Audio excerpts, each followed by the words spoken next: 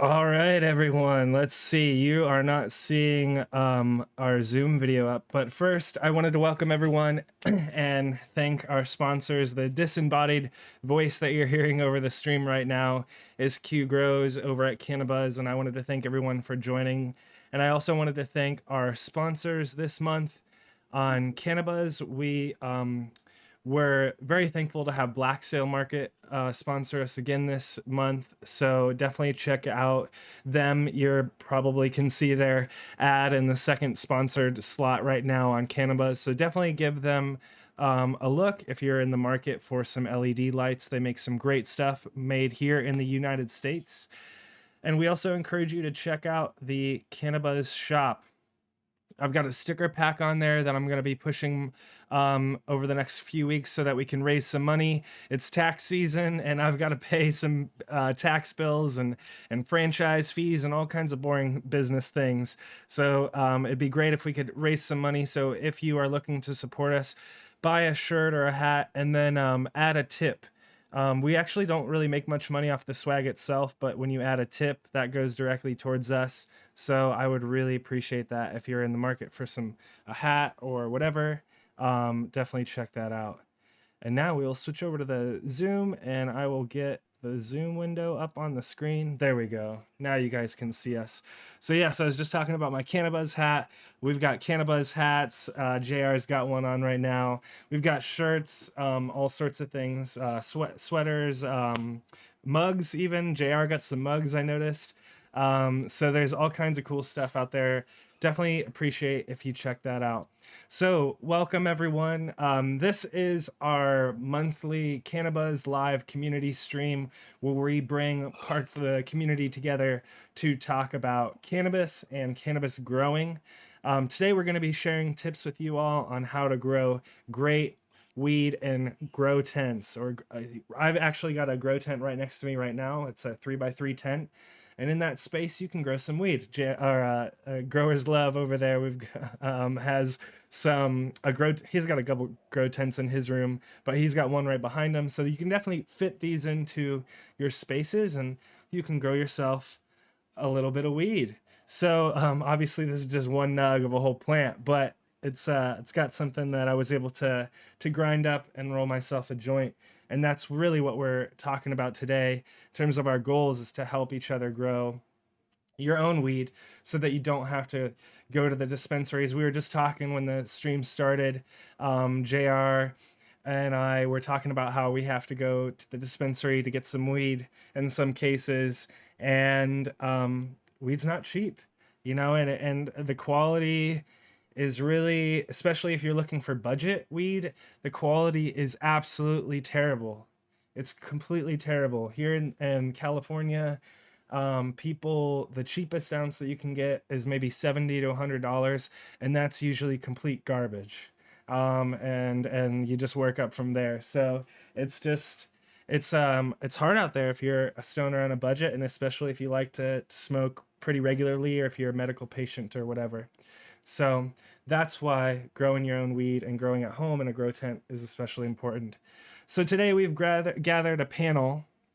And by the way, if you're watching right now, leave a comment. Let us know that you're here. We'll be checking the comments, and I'll be pulling questions from the comments later. Also, stay tuned.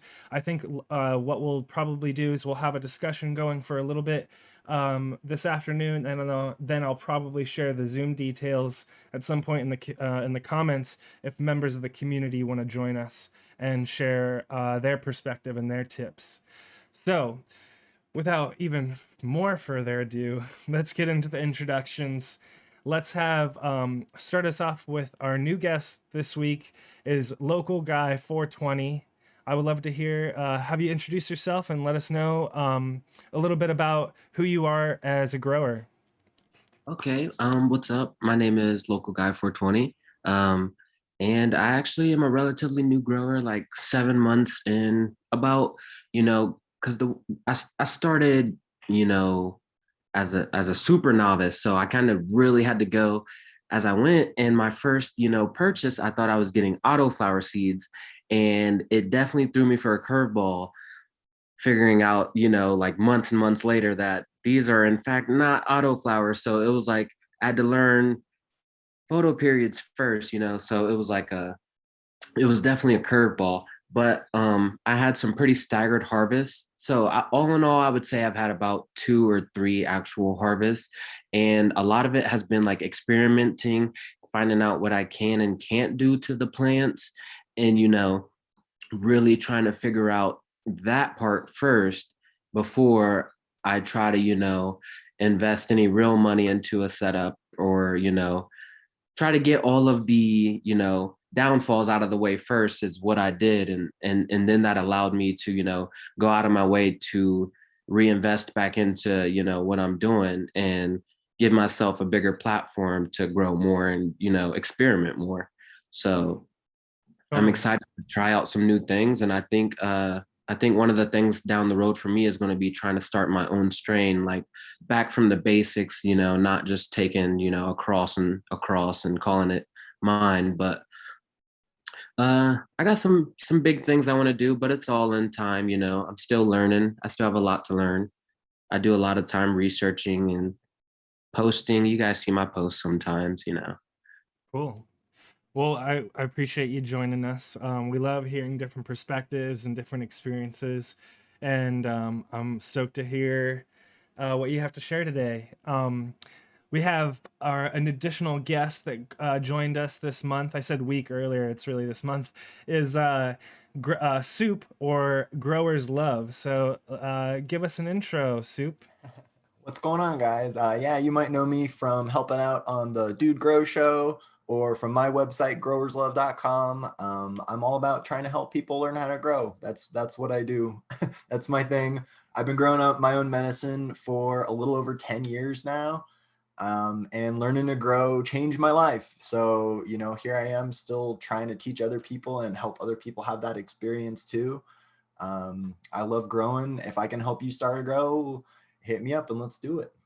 That's what I like to do. So yeah, I'm happy to be here and happy to be, like I said, talking about helping people improve their tent grows. That's awesome. Cause yeah, it's what I'm all about. I'm here with my tent grow now, which is awesome. It's been cool to have one right here in the office with me. So yeah, let's talk about it. I'm excited. Awesome. Yeah, we definitely check out Soup's resources, growerslove.com. We had a question come in yesterday that was asking for recommendations on like a list of things to buy.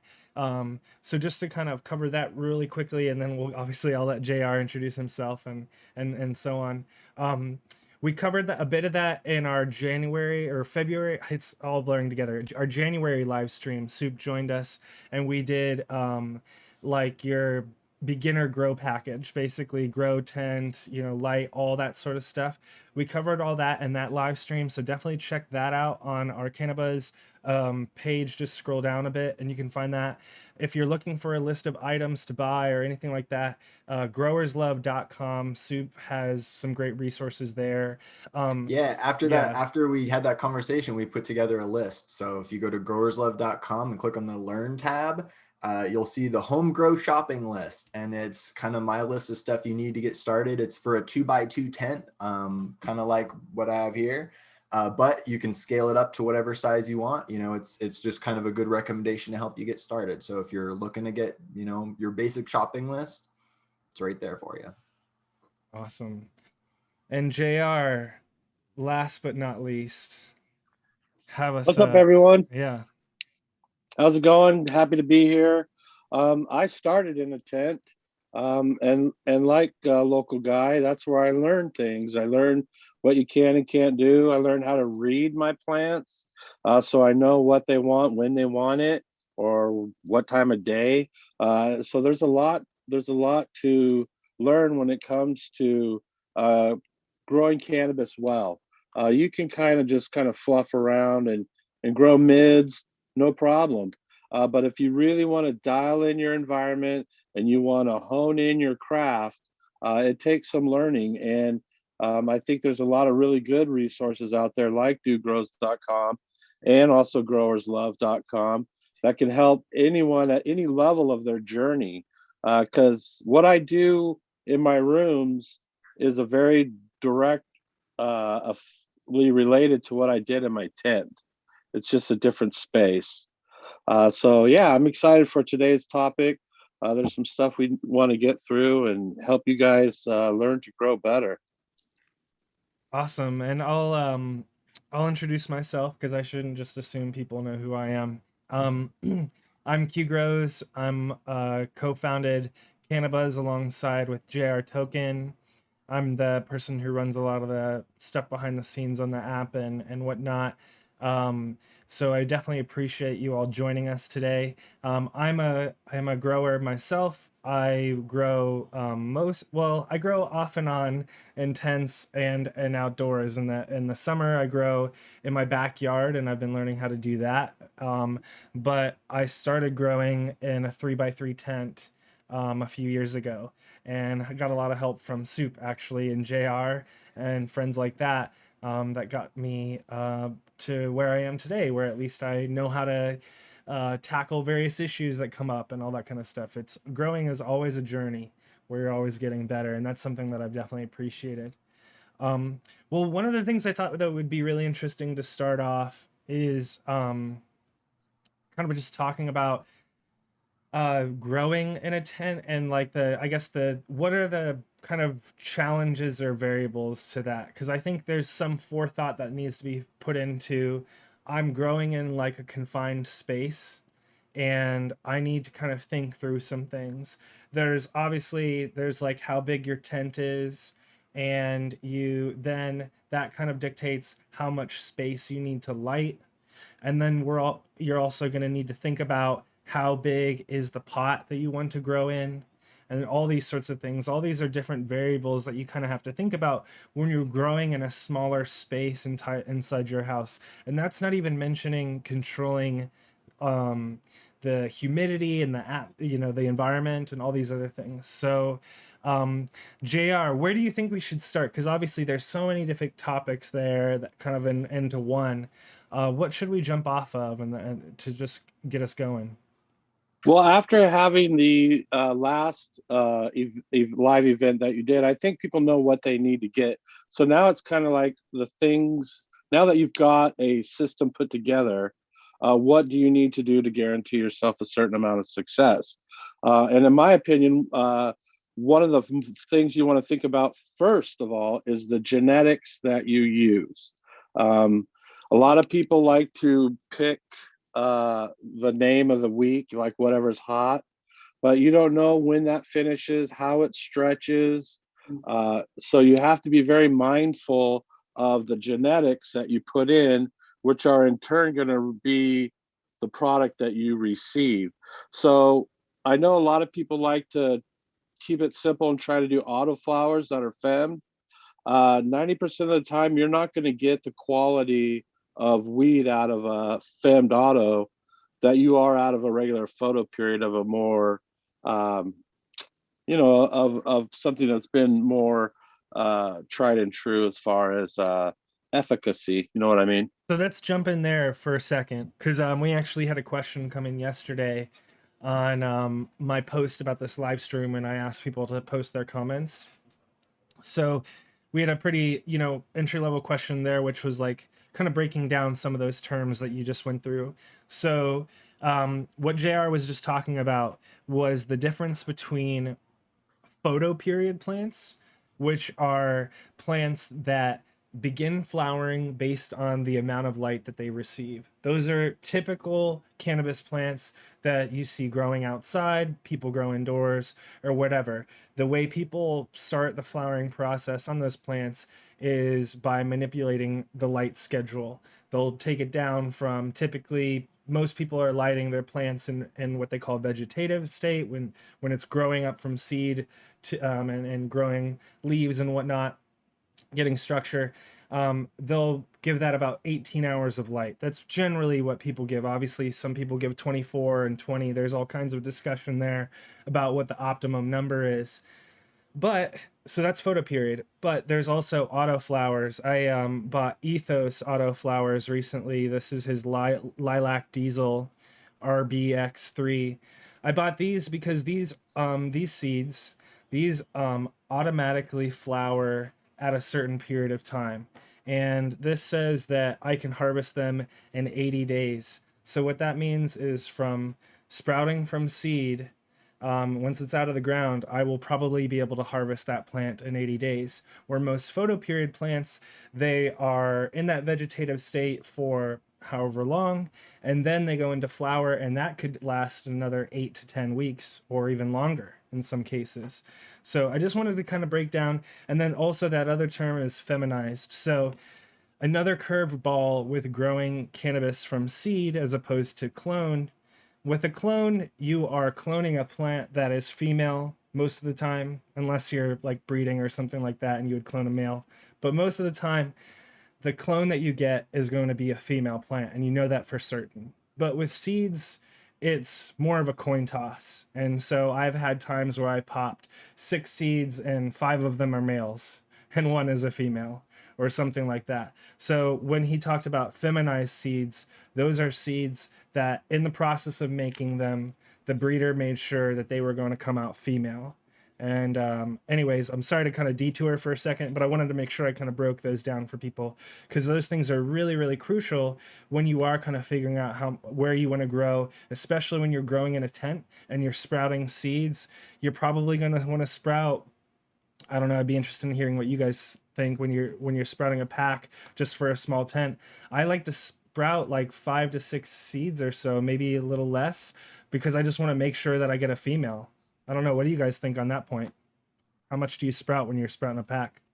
Well, I think the idea of having feminized seeds for beginners is a good idea. Yeah, for sure. A lot of that not knowing and sex testing and all that stuff can be cut out. So you're going to get the good quality genetics. You're just not going to have to worry about finding males. I just did my first round of females or fem seeds, and all 4 phenotypes turned out very stable. They were different. I had 2 of one and 2 of the other, and all 4 phenos showed different traits. So I would say buying feminized seeds for a beginner is a good idea. And I think also, like I said, I think also it helps not have to have those requirements of being tested and called out. And Totally. you start with 7, and then you have 5 males, so then you got 2 plants. You know what I mean? This Yeah. way you can kind of in your mind figure out how many you want in a tent, and then sprout that many seeds, because all of them are going to be. Totally So agree with like you. it, yeah. So like if you're doing photo period, you may want to crack the whole pack just to make sure you get 3 or 4 females or 2. But if you've got feminized seeds and you're in a tent, do just as many as it takes to fill the tent. You don't have to do the whole pack, and that ends up saving you money and time. I always try to account for at least me damaging at least 1 or 2 because I'm clumsy. So I at least, I really throw at least 3 or 4 extra in. I account for 1 or 2 dying. And then, I mean, this may sound dumb, but if I have to throw 1 or 2 away, I mean, that's what has to happen. But I'd rather overshoot than undershoot, because if you undershoot, you're wasting time. And if you waste too much time, you may end up a week and a half where you're hitting the dispensary. So, that's Totally one agree. thing about the tents. You really gotta control your time when you're working with limited space. I do the same thing. So yeah, I appreciate that, man. Yeah, lots of good points there. Just to like re-hit on a couple of those really good things you guys touched on. So I always try to recommend photo period plants for newer growers. I do think a lot of newer growers tend to start with autoflowers, but one thing that's really important to remember with autoflowers is once you kind of light the fuse on them, right? Once you plant them, they're off. They're off on their autoflower adventure, and there's no slowing them down. There's not really any stopping them. And that means if you're a newer grower and you make a mistake, or you kind of goof up something, you don't really have much time to recover. That damage is kind of done. That plant's already on its way, and it's going to usually be a big hit in yield or a big hit in quality. Whereas with a photo period plant, you're able to choose when you put that plant into flower. So if you're in veg and you goof up, or you have a pest problem or some sort of setback that sets you behind, with a photoperiod plant, you're able to delay flowering, you know, trim the plant back a little bit and kind of just give yourself some time to recover before you go into flowering, which can be huge, especially if you're a newer grower and, you know, you're you know, a little worried that, you know, you might run into some mistakes or, you know, or maybe some little hiccups along the way. It happens to everybody. So I think especially for newer growers, having that little bit of flexibility in when you flower can be really important. So that's always my recommendation. I think as far as feminized seeds, that can be really helpful when space is limited. To me, that's the big reason to use feminized seeds. If you're a newer grower, I don't really even think for newer growers, it's that hard to tell a male from a female. But if you don't have a lot of space or you're only limited to, you know, a 2x2 tent, and then you're like, okay, well, I got to make every little square foot of this tent count, you know, then that's a good situation to use feminized seeds, because then, you know, you're not, you know, wasting a bunch of that space to grow out a plant that's going to turn out to be a male that you're going to have to, you know, just get rid of in the long run. If you have the space though, regular plants, you know, it's not actually that hard to tell male from females. I have a couple great articles on my website about how to do it. You can tell from genetic testing, or you can tell just from looking at plants, even when they're in veg, after like a month or so of veg. So, you know, If I could touch back on what you were saying yeah, back go for it. a little bit ago, I think the easiest route for like a total beginner, like if you're looking for the quickest route to be able to grow your own medicine, I think that for a newbie, the easiest route would be to go auto flowers and to not try to stress them out in any way, to just, you know, feed them when they're hungry and just take it light and, you know, like kind of just play it safe. Like if you wanted a for sure victory, grow as a first time grower, I feel like auto flower, light on the nutrients, you know, you're not trying to top it, you're not stunting it in any way, you're just letting it grow. But I think if you, as a beginner, you want to learn a lot, you're definitely going to learn a lot more from a photo period. I would Yeah, say that's a you're good going to point. learn 2 or 3 times as much. Like, because my first grow, like I said, I thought I was doing auto flowers and I just was having an increasingly difficult time as time was going on. And then I'm like, these photo pairs are sophisticated. But I mean, if I knew what I know now, 7 months ago, my first harvest would have been crazy. You know what I mean? So I think it's just, are you trying to learn a lot or are you trying to get what you need? You know what I mean? Like that's how I would play it. And I would suggest too, and then I want to go on to a different topic, is like if you live in a legal state, there's also clones. So you can find a dispensary, try to find one that I don't know, you know, has like, if you could find online, maybe they have a good reputation for the clones, or look up the clone company that they carry and see if that company has good reputation. I just mentioned that because there's like some dispensaries where I live where you go in and you look at the clones that they carry and they look sick as shit. And like, do you really want to buy a sick ass clone and bring that and try to like nurse it to health?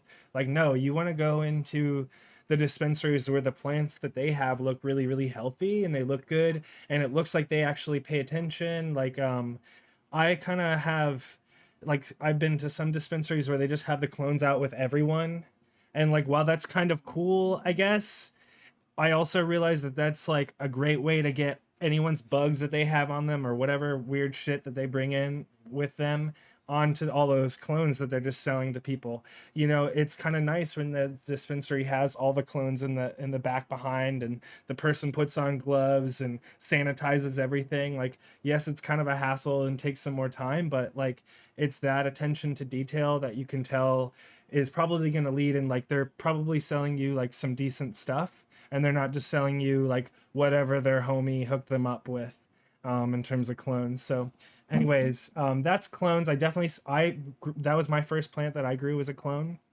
It was a Granddaddy Purple clone from I Dark Heart remember that. Nursery. I was gonna Yeah. say earlier, man, one of my favorite things about getting to be here and talk about this with you is because I got to hang out with you the day we met. I got to smoke that your first harvest, your Granddaddy Purple. And so getting to see how far you've come since then, man, it's been great getting to see how far you've learned.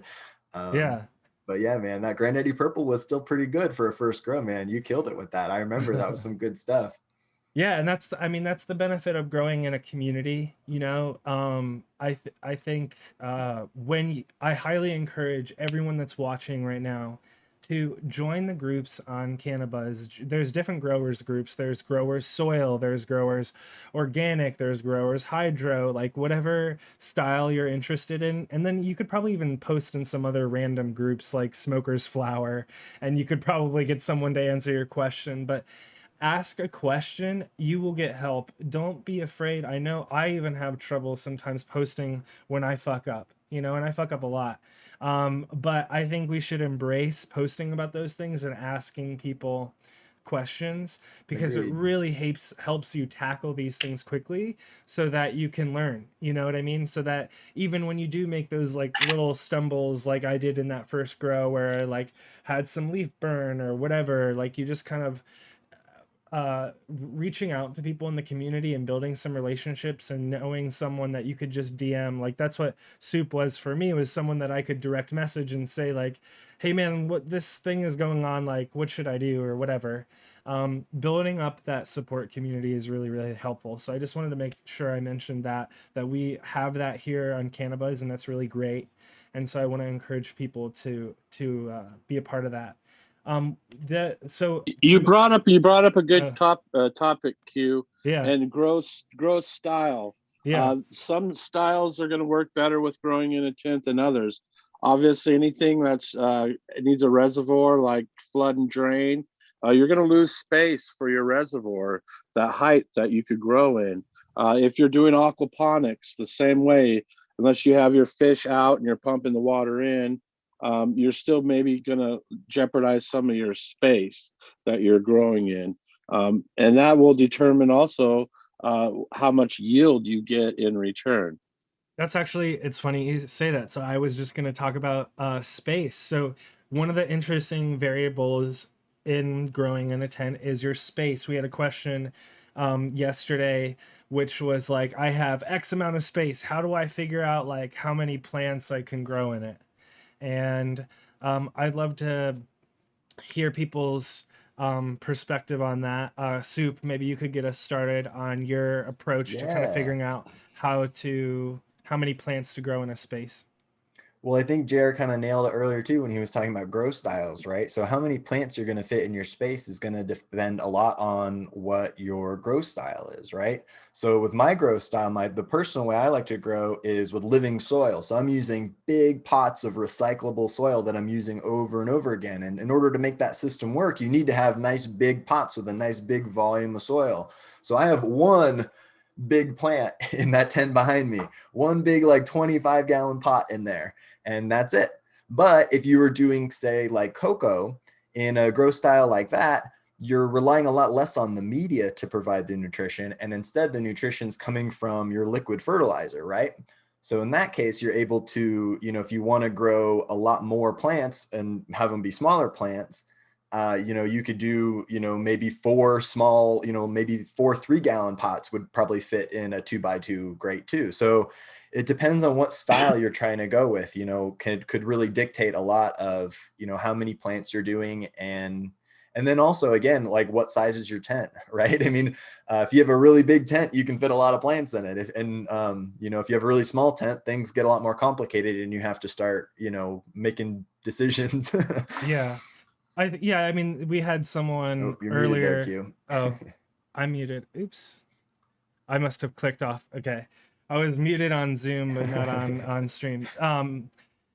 Yeah, we had someone ask yesterday a question. I forget what it was. It was like, I have an 8x8 or something like that. You know, how many plants can I fit in it?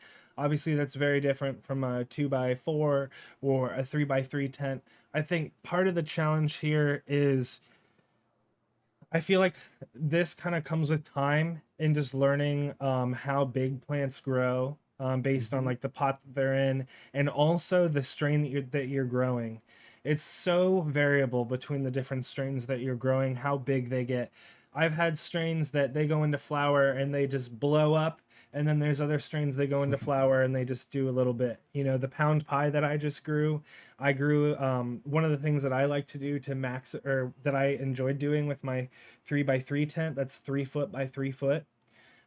is I used what they call a scrog net. It's just a net across the tent, and I interwove the branches into this net so that it went to flower. It was spread out uh, the width and depth of the tent.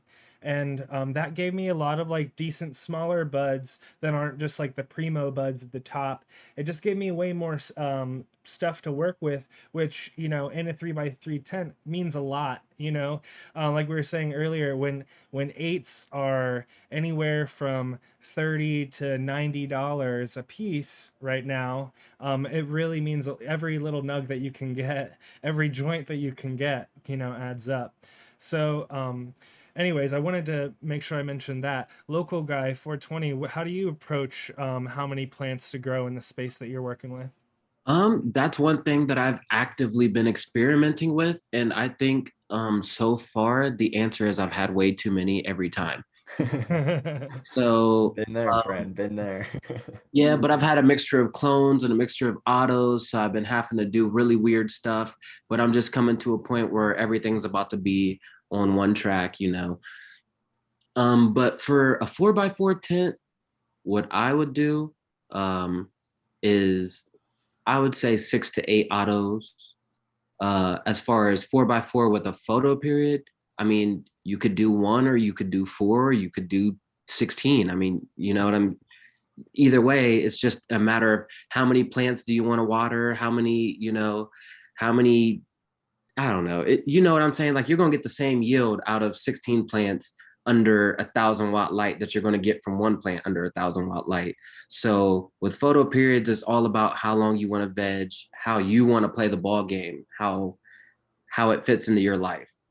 Let's But talk for And about me, that actually. I think one of the Yeah. other points to be brought up is what your plant counts are in your state, Right. or if you are under a legalized system, the amount of plants that you can have in flower or at all will also be a determining factor on how many plants you put in. Yeah, I want to talk. There's two great topics there. So, local guy, I want to make sure that we talk about veg, and maybe you can kick us off there on how you approach veg. But I also want to make sure I mention something else because we got a question earlier from can a mama get a break? She said she's always thought about growing. She was wondering if she'd have to change her medical card. We also had a question earlier from someone else about like how many plants can they grow or whatever. This is all dependent on where you live. And that makes this really tricky and it's challenging. And I feel like they kind of make that on purpose, you know? But, anyways, you're going to have to look up a couple of different things. Mainly, you know, you could probably cut to the chase and look up the city that you live in. If you live in a city or a town, look up their medical marijuana program or recreational medical marijuana program. If your state has one of those programs, usually your city or town that you live in will have a page on their government website that will list the various programs that they have in place and what their rules are in terms of growing. If you live in an unincorporated part of a county, the county will have its own rules, and those are different. So, like, I actually live like right next to a part of town that's unincorporated. And so, literally, if I lived like a couple blocks away, I wouldn't be able to grow plants. So, there's just weird stuff like that that you have to kind of be careful or pay attention to. But ultimately, your state will have some sort of plant count. In California, it's 6 adult plants in flower, I believe.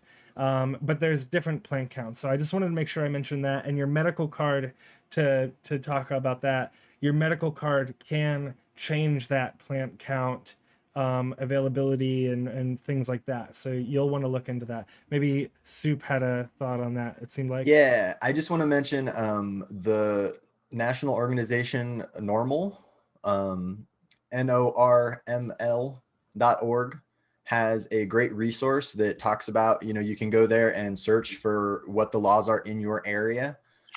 You know, it's really hard for us to say, hey, you at home, your limit is this, because we don't know where you live, but you can go to this website and you can kind of look up where you live and they can kind of point you in the right direction.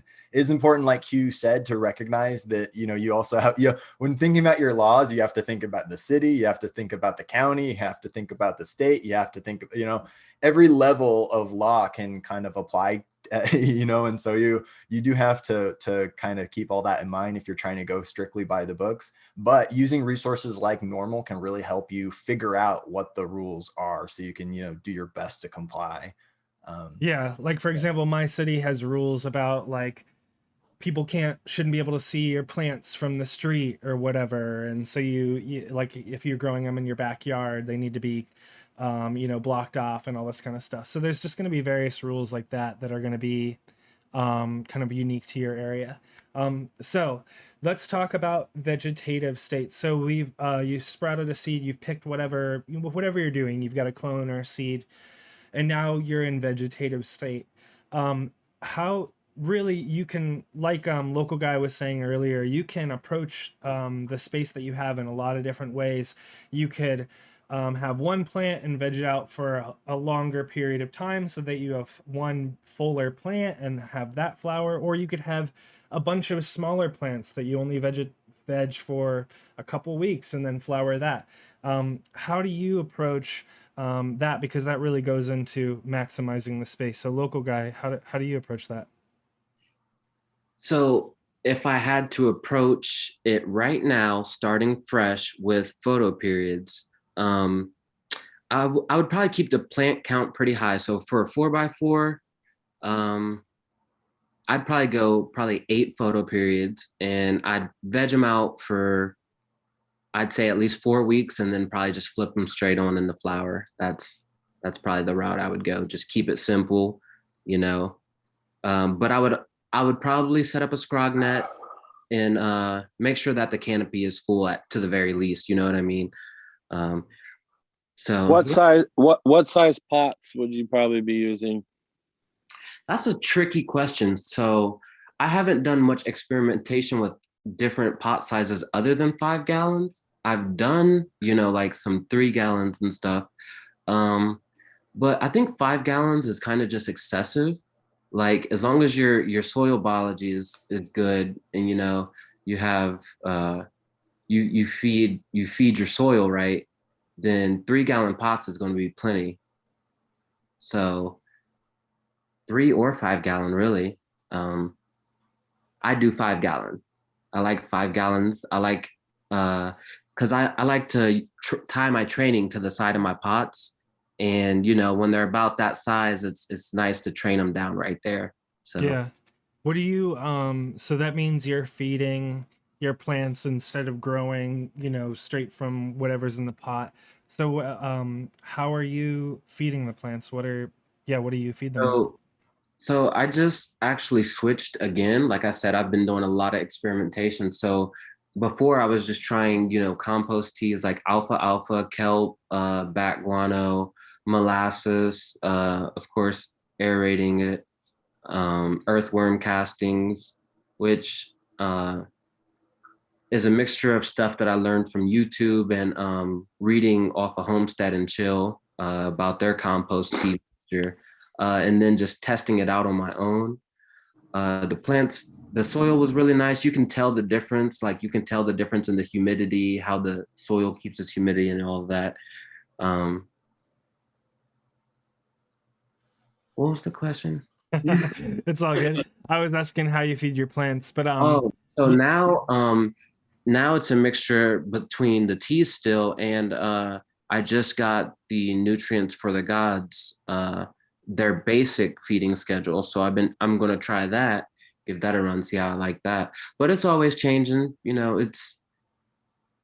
I would say try organic, try non-organic, just try everything. See what you like the best. Cause I know people who, the weed can have like, it just smell like chemicals and terpenes, like just was rubbed all over it, and they would just love it. You know what I mean? But me, I prefer more natural weeds, like fluffy, easy to break down, and just don't really seem like they were grown in some weird way that I just don't know about. You know what I mean? Because like when I see cannabis grow, it looks beautiful. It looks nice. When you trim it up, it looks like cannabis. But when you see some of this black market shit, because maybe some people don't have, the money to go to the dispensary and pay 55, 60 for an eighth. right. And it just it, it looks weird. It doesn't look like it could grow like that. You know what I mean? Like I Yeah. understand that different strains grow differently, and I understand all of that. But even then, it's like what strain grows like this? You know what I mean? And that is one benefit of growing, because when you grow sour diesel, you don't have somebody saying, "Oh yeah, this is sour diesel," and it just, it may be Kim cookies or something. You know what I mean? Like You know what you're growing. Yeah. exactly, and you're not just being passed the next thing. You know what I mean? And you really don't have any clue what's in it. You don't have any clue about it Right. at all. And it's not like you get to always be picky, depending on where you live. So Right. Yeah, that makes sense. Yeah, because one of the challenges whenever we talk about growing is like, and this is why, many of our friends host live YouTube shows that go on for like 8 hours at a time. Like our friend Fumador tonight, I'm sure he'll have another 8 hour marathon grow stream where you could just go on so many different topics. Because we got a question yesterday about nutrients. There's so many different ways to feed your plants, and there's a billion different brands. There's more and more every day. The hydroponics industry is heating up right now. There's a big company, Grow Generation, that's buying up hydroponic stores. They want to be like the hydroponic monster in the United States. So there's a lot of different, there's so many different options. And I think, one thing that you could do is you could always look on CannaBuzz and see the weed that like people are growing and ask them what they're using. That can be a good way to get an endorsement, or get a recommendation, is see what people are doing and ask them what they use, because that if what they're growing looks good, then maybe you could learn from a thing or two from them. I think there's some maybe some brands that we might recommend. I'll mention a couple and then I'll throw it to Soup because I imagine he might have various thoughts.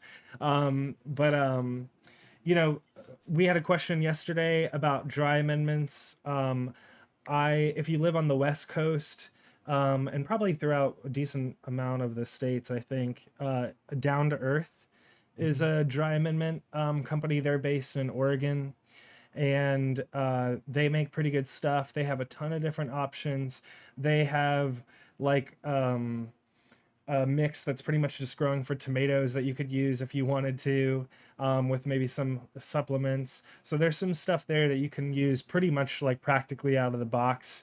I also recommend, one of my favorites is buildasoil.com. They're based in Colorado and ship throughout the states and have pretty decent shipping. I just ordered my dry amendment nutrients from them. I just ordered like 6 30-gallon pots worth of nutrients, in terms of what I'm going to be building with it. So I'm really excited about that. So those are a couple brands that I wanted to make sure I recommended. Build a Soil, look up their craft nutrient packs. Down to Earth is another dry amendment one. But Soup, I'm sure you have a lot of different thoughts. And then I know JR feeds his plants in a different way. So I'd be interested Yeah, in what he'd recommend. I'd actually just like to tell local guy, if you do that nectar for the gods schedule and you do your compost teas as you're mentioning, you're gonna kill it. You're gonna fucking kill it. They're gonna love it. I've been using I bought some recharge too, so I've been Nice. experimenting with that over the last few weeks. And I have like I said, the down to earths, the back guano, all of that stuff. Yeah, I need to buy the big boy bag. I was debating it, but I had to smack myself on the hand for another week or two. Yeah. So Shout out to I won't Scotty. grow. Yeah, I won't grow without it. Yeah, it's good stuff. Yeah, so I'm sorry I keep on taking us on different paths, but I thought this would be a great topic. So because I know JR feeds his plants in different ways, and then Soup, you are known for organic growing and building up that soil battery. So I would love to hear kind of how you approach feeding and kind of maximizing the space. We're talking about growing fireweed and grow tents. So how do you approach it? Well, so first I want to touch on a few things you guys talked about that I think are really important. And that, again, we come back to grow styles, right? So a lot of the things we talked about, like pot size and media and what you're feeding, all of that when it comes to nutrition comes back to kind of what's your style of what your grow, right? And there's a lot of different directions you can go in, but whatever direction you go in, I always recommend you kind of start off with a recipe or a plan, or you kind of want to be following in the footsteps of someone who's done it before you, right?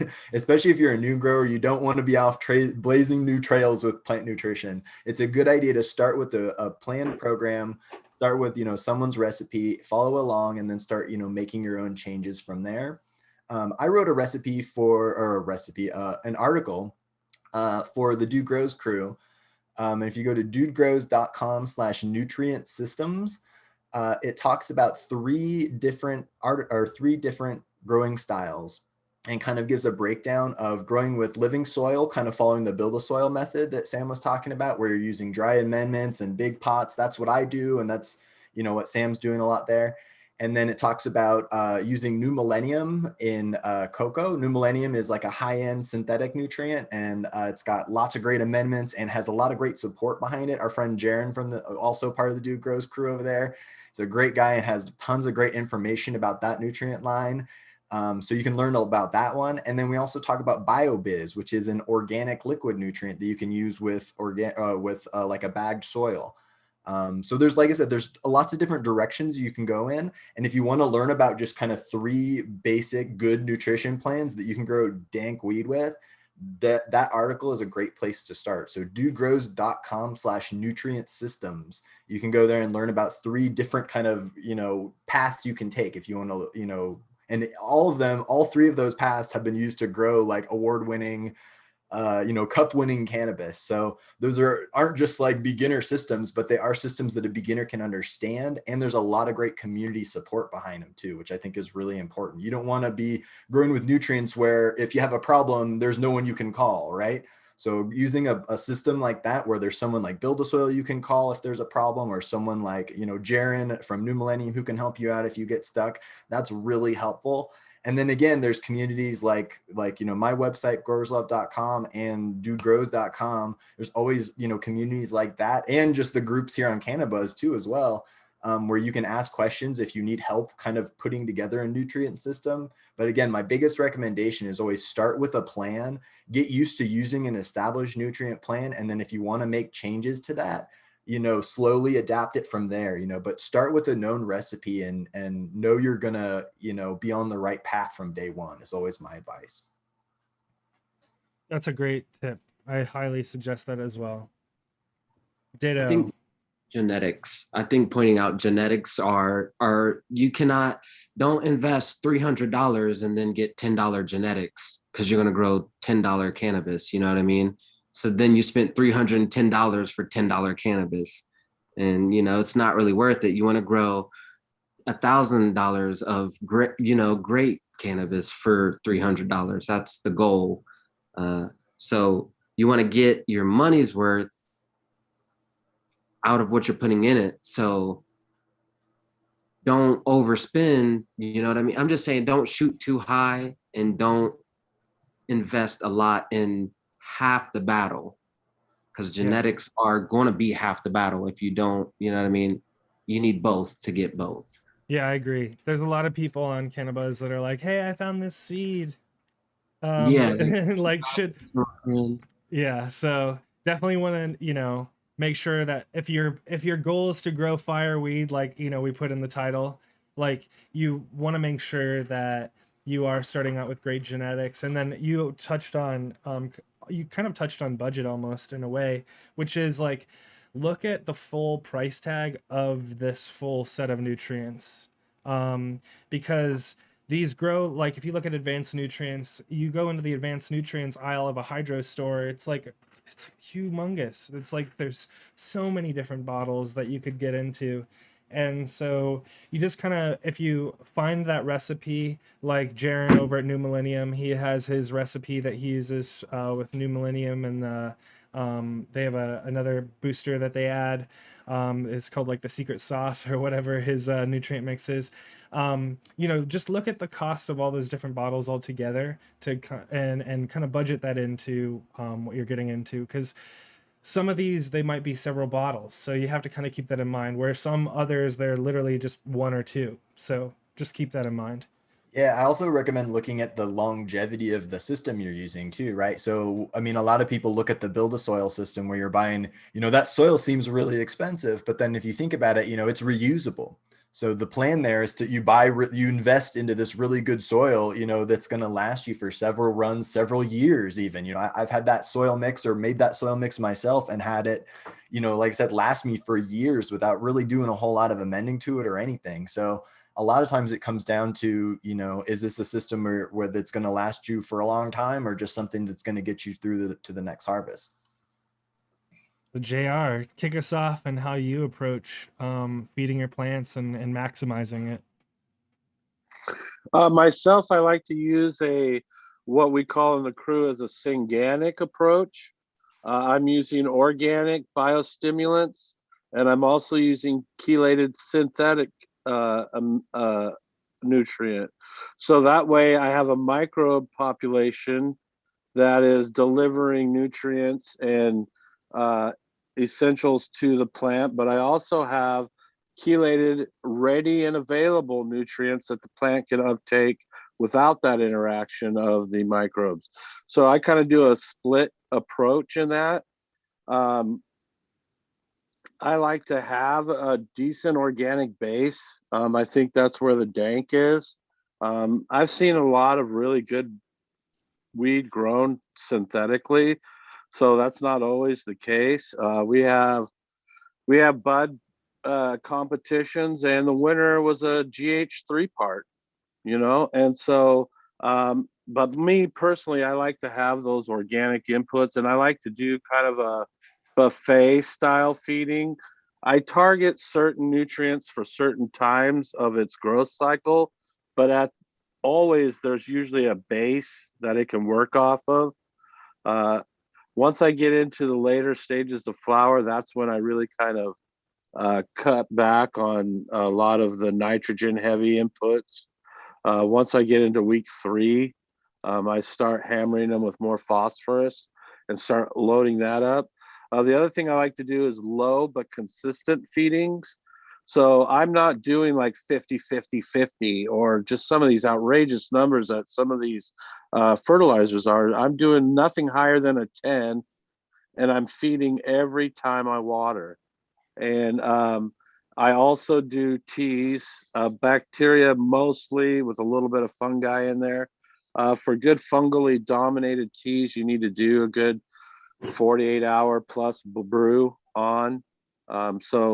I do a lot of bacterial heavy, so I'll brew within 12 to 18 hours, usually the time that my plants are in the dark. So I'll set up the tea, run it through the dark cycle, and then when the lights come on, I'll go ahead and start watering that cycle. But yeah, so I like to use a split approach. I take a little bit from Fox Farm. I use their Big Bloom. I think it's a very good organic compost product. And I also use Recharge. Like I said, every aspect of my grow has Recharge up to week 5 of flower. I use Mammoth microbes at the end stages of veg and the very first 3 or 4 weeks of flower. I'll use Mammoth microbes in there. So it's kind of a combination between a living soil and a synthetic approach.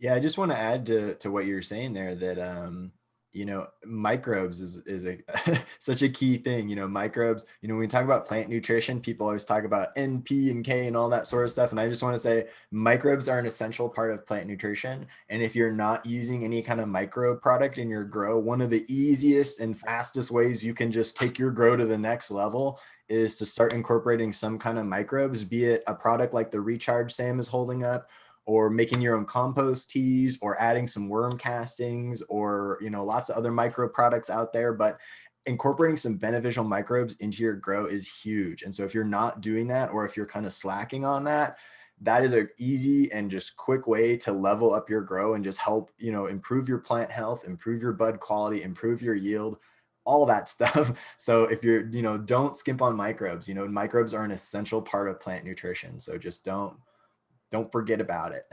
Don't neglect your microbes. And they're not like that expensive. Like, No. I bought this bag recently at the grocery store nearby. Nice. Because I wanted to make sure that they knew to carry this stuff. Yeah. So anyways, and this is a decent sized bag. What is this? The 16-ounce bag, and I think it was like probably like $50 or something like that. I can't remember what the price is. Maybe around 40 and that'll or last something. you a while. And Yeah. on top of that, like the other thing I love about Recharge in particular is that it's a combination of products. And so you're not just you're getting the microbes, but you're also getting molasses, you're getting kelp, you're getting amino acids, you're getting humics. So it's, Scotty did a good job of making that product a great value in terms of, it's not just the microbes, it's microbes and all this other stuff. So it is a great investment for your grow to pick up some Recharge for sure. I also like EM1. EM1 is another one that I really like. This, you can do a lot of really cool stuff with this. Last year, and I want to do it again this year. It's like, holy shit, guys, it's almost April. I got to get my shit together outside in terms of my garden, man. I was going to ask you about that. Yeah, I got to work on that. I'm going to probably, when we end this, I'll try to get outside and go to Home Depot and buy some wood to build. We got to build some planters. Nice. But anyways, EM1, I'm a big fan of this stuff. This is a microbial inoculant. What I like to do with this is you can make all kinds of stuff. I made kind of like a bokashi almost, where what I did is I bought malted barley grain, which you can buy at like a beer supply store, and it's really cheap. You can buy like 10 pounds for $10. It's like stupid cheap. And what you do is like I grind it up like a half pound or something like that, or a pound in like a blender, and then I mix that in with a couple pounds that I didn't grind up, and then I inoculated it with this stuff and some water, I think it was, and I just left that in a bag in the dark for a couple weeks. And then from then on, whenever I would plant outside or with my other plants, and I wanted to make sure that I would have something that would kind of help break down compost or break down any sort of like top dressing thing that I was adding to my pots, if I put in that malted barley grain that I had inoculated, which basically means like I introduced this stuff into it, it helped break those things down. Worms really love it. Worms come up and they eat this stuff, and it just like, it's an accelerant. It's also you can put it on top of your worm bin or something like that, and that'll help break down things there. So it's really handy and helps add in microbial life into your stuff. And this again, this is a bottle that'll last you a while. You're really only using I use like a cap. I literally just like pour some in the cap sometimes. You don't need a ton of it. Well, and I got a fun, great tip for you on that stuff too, is, you can actually, Expand make it? stuff, pretty similar to that. Well, or just make it yourself. I mean, or not exactly it, but I mean, learning to culture your own lactobacillus, or labs, as a lot of people call it. But I mean, you can look up recipes for that. There's a post I wrote on dudegrows.com on how to culture your own lactobacillus. And it's, you're using ingredients you probably already have in your kitchen to make your own microbe product that you're collecting microbes from your native environment. You're growing them out and, using it to create a garden inoculant, which is pretty cool. So you can, just saying, you don't have to even buy microbes is the key point there. Even if you can make microbe products from, stuff you probably already have laying around your house. You just got to get on the internet and, find that knowledge. So products are great, but you can just make stuff yourself too. I think on that topic is KNF, the Korean Natural Farming. That's what we're talking about. That's what we're talking about. There's a lot of information on the internet and on YouTube on Korean natural farming, and that is to use things in your local area or that are available to you to make your nutrients out of.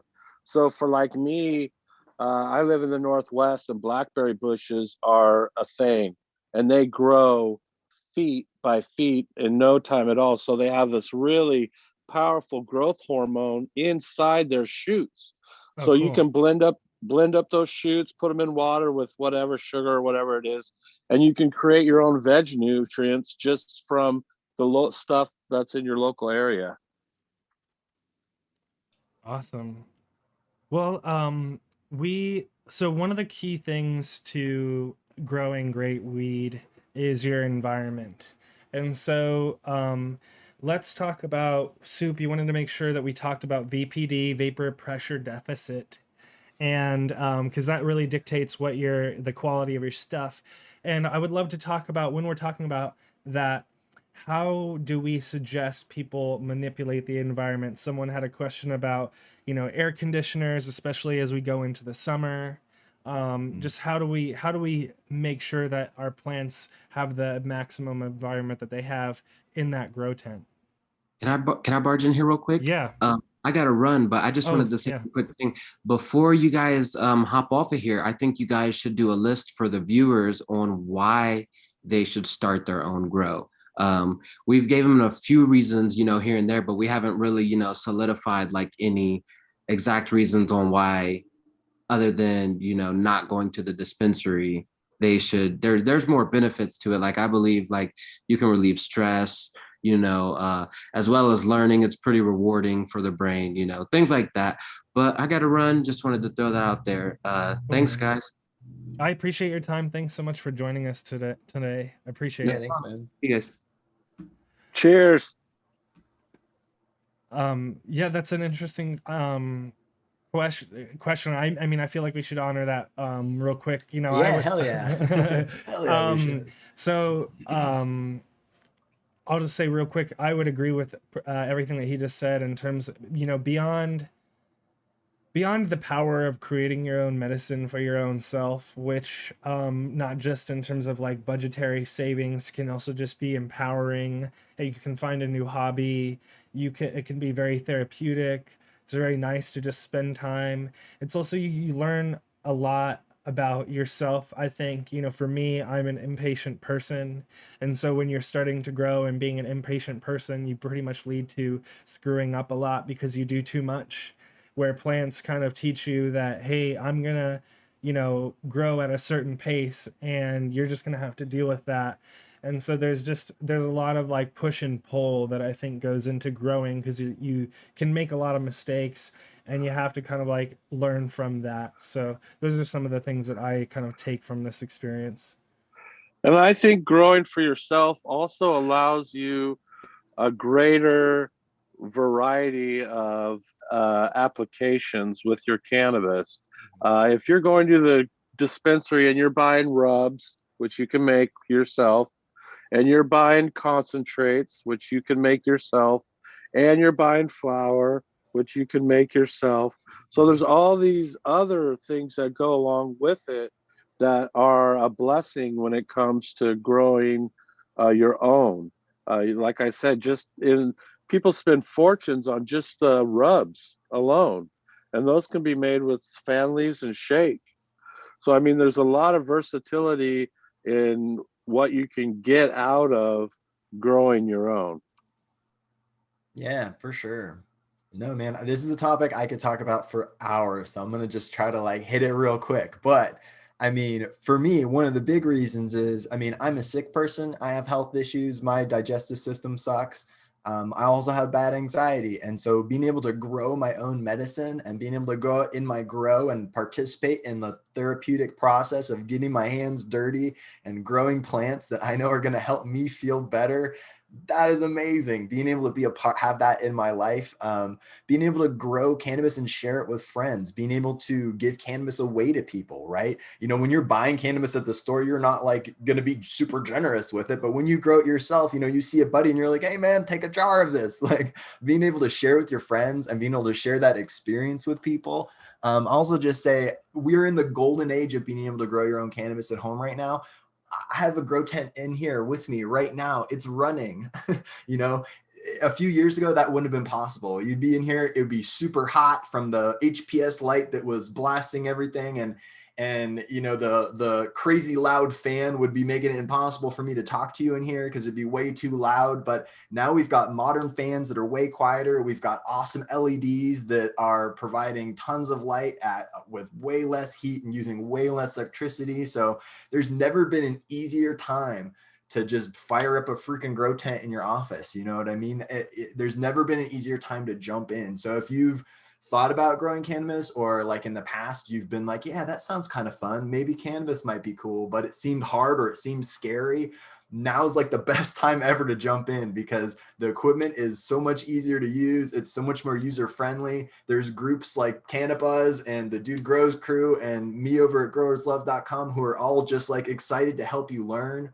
So yeah, like it's the best, it's the golden age of learning to grow your own cannabis, in my opinion. So if you're not doing it, jump in, jump in, baby. It's time.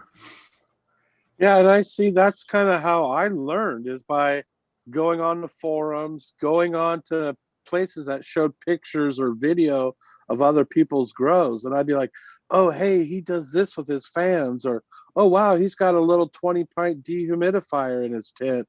What's that about? And just learning little things from watching other people, how they learn and how they apply it to their everyday growing. It's really stimulating to get into. And it's funny because you can tell when people get bit by the bug. Once they get bit by the bug, man, sometimes it's hard to slow them down.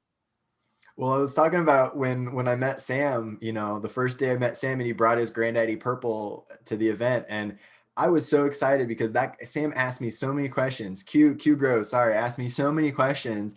And I was like, this guy's going to be amazing. Like just knowing that he's here asking all these questions and he's excited to learn. And he reached out to connect with me too. He went out to he reached out online and said, hey man, I'm going to this event too. We should hang out. And we ended up hanging out all day at an event. He shared his first harvest with me. And then he just bombarded me with questions all day. And I was like, dude, this guy is going to be a pro. Like give him a few months. Like he's already grown great Granddaddy Purple. Let him get a little practice under his belt. And so, like I'm saying, there's people out there who want to be friends with you. They want to help you learn. So get in there because yeah, it's awesome to just go through that learning process and start your lifelong learning journey. I always think of learning to grow cannabis as something, we all start somewhere and then it's a never ending journey from there, right? We're always still learning. We're always still progressing and trying to improve ourselves as growers. And to me, that's like one of my favorite parts, and why you should jump in is just because it's a thing you can do for the rest of your life to help learn and improve yourself. And that's that community is something that we've worked hard to cultivate here. It's something that Dude Grows and Growers Love have cultivated, the community of wanting to help one another. Because, like I said earlier, when you're growing, you make a lot of mistakes. It's just comes with the territory. You may even know what you know and you still screw up, you know what I mean? And you just get reminded of what to do next time. And so anyways, as growers, I think we like to help one another so that you might not make that same mistake next time or whatever, or you might not make that mistake at all. And save you a little bit of time or whatever, so that your next harvest comes out even better. And that's how, I was able to pull off a decent first harvest, is because I knew Soup and another person, and I was keeping in touch with them, and they were able to help me through some various things. But let's get into managing the atmosphere. I was going to say the environment. We had a question come in. Let me pull up this question because I wanted to make sure that I got their name, because I think I'm going to pick them as a winner for a Irie Genetics seed pack. It was something that I shouted out that we were going to do yesterday. And so I want to pull up this question. Yeah, here we go. And by the way, this pack, yeah, I'll ask them what they want, but yeah. I've got here, I'll put on my camera on the big screen. So the packs I have that I'll let this winner choose from. I've got Scarlet Begonia. This from Irie Genetics. This is Um, he always has funny names.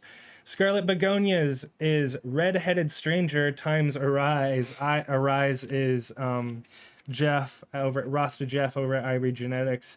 Arise is his like killer male, I believe it is. And he just crosses that with everything and it gets all kinds of great stuff. We also have Starstruck. Starstruck is Stardog times Arise. Ooh. So that's another good one. These are premium seeds. These are, I don't think these are feminized. These are regulars. It's a 10 pack. So I will let this winner choose which of those two. And also, I just want to thank again Ross to Jeff for hooking us up with those seeds. Check out Ivory Genetics if you are looking for great seeds, great high quality genetics. Again, like we mentioned earlier, we don't need to rehash it too much. But ultimately, at the end of the day, the seed that you sprout or whatever, the genetics that you're working with is going to dictate the end result. You can't polish a turd, so to speak. I mean, you can only do so much, but like, you know, if you start out with something great that you know it can deliver great results, you can just make it even better yourself when you sprinkle your own talent on top of it. So make sure that you're starting with great genetics, iregenetics.com. So let's get to the question. So the winner is Matt Weiserbud. His username is Beer Can Grow Challenge, which sounds like an interesting challenge. Yikes. Are different. So they had a couple different challenges questions that I thought you could just kind of touch on. But essentially, they said, are different humidity levels suggested for veg versus flower? What temperature should I keep my grow tent at? Is it okay when the temperature drops and the lights shut off? They just had a couple questions there about their environment. So Matt, you are the winner, and I will DM you from the CannaBuzz account. But yeah, take it away, Soup. I'll put you on the screen. Yeah, can you hit me with those questions one more time? Yeah, no worries, man. I think in general we should just cover what are the best kind of optimal Yeah, okay, I remember. numbers for like Coming back to me. humidity. It's coming back to me. Yeah, humidity and temperature is basically what we're looking at both in veg and in flower. I think we could kind of hit both of those, and then also how do you cover that swing that happens when your lights are off? Yeah, so I'd say like one thing to consider first off when thinking about your temperature is the type of lighting that you're using. Most people these days are probably using some form of LED lights. And so if that's the case, you usually want to run your temperatures a little bit on the warmer side, which means you're probably, you know, I'm usually shooting for, you know, 78 to 82-ish, somewhere kind of in that range most of the time. And that I kind of try to keep in that temperature range usually throughout most of my grow cycle. I know some people recommend kind of different temperatures for different stages and things like that, but I tend to keep my grow pretty much the same temperature most of the time. Humidity though, it's important to kind of be aware of how humidity affects plant growth and also how humidity can cause problems with mold and other problems like that. So during the veg stage, when you're kind of growing plants early on in their life, having the humidity a little bit higher, like maybe in the 60s, is can be beneficial. I would not try to go over 70 indoors. It's not a good idea. And then as you go later into flower and as your grow, you know, kind of progresses, that's when you want to start lowering your humidity down. So as you get kind of toward later into flower, usually it's a good idea to kind of have that humidity, in my opinion, drop down, you know, to 50% or maybe even a little bit lower than that. And the main reason for that is because if you really have high humidity late in flower, you can have issues with mold. So you want to be really careful about having high humidity in late flower. That can both cause mold risk and cause you issues with mold, but it can also kind of ruin your trichome development too, because having a lot of moisture in the air can kind of interfere with the growing of trichomes. So especially late in flower, you want to sort of make sure you're not running super, super high humidity. Yeah. And then as far as temperature or humidity swings or when the lights turn off. So yeah, it's normal for your temperature to drop when your lights turn off. That's an okay thing. You know, I think a lot of people experience a temperature drop of, you know, you're shooting for maybe 10 degrees or so is all right. Somewhere in that range. And actually dropping it colder in later flower can help bring out colors if that's something you care about. But also it's important to keep in mind what that does to your humidity, because as your temperature changes, your humidity is linked with temperature. So when your lights turn off and the temperature starts to drop, that can cause your humidity to go up. And that can be a bad thing. So having your humidity spike during the dark cycle is something you have to be aware of. And that's like a really important thing to make sure you're managing that in some way, be it through ventilation or having a dehumidifier, or, having some sort of tool to help mitigate that, because you do want to watch out for that, because having that humidity spike during the dark period is one of the best ways you can get yourself powdery mildew. So, Right. great advice there is just to try to avoid that spike if you can. Like I said, using ventilation, dehumidification, and also just proper canopy management, making sure your canopy is not a big crazy jungle, because that creates microclimates where humidity can be even higher, right? If you have an area with a bunch of leaves all clustered together, the humidity there is going to be even higher, especially if you don't have good airflow. So yeah, did I hit all of his questions there? Yeah, I kind there's of a lot of different scrambled. things there. Totally. Yeah.